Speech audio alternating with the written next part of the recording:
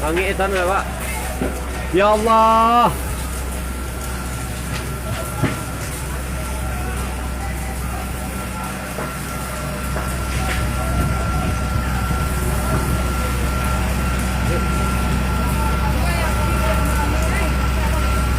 Lah Uma tuh kalau udah capek pemadam tiba cedai payu nih. Iya, tapi laku lah tuh mah. Iya. Lo kerja sampai Mana kan ya? Yo KMZ ini baik kok mah. Oh tuh cik ya. Angin dah.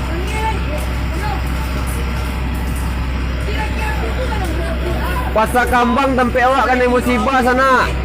Kebakaran ah.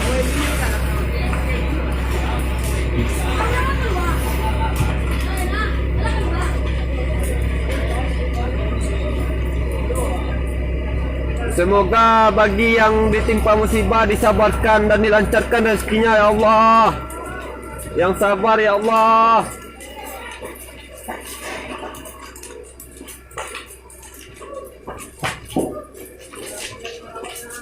Mulai dari simpang Tigo kilo ayam apa sampai di Mungko apa dakik KMZ lah.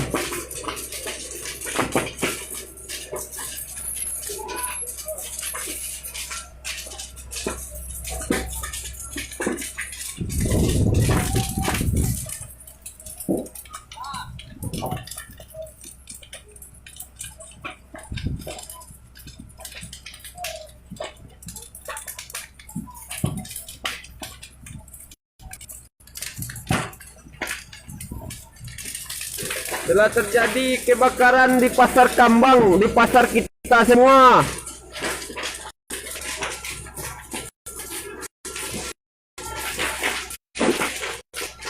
Terlalu panas. Ya Allah, yang sabar.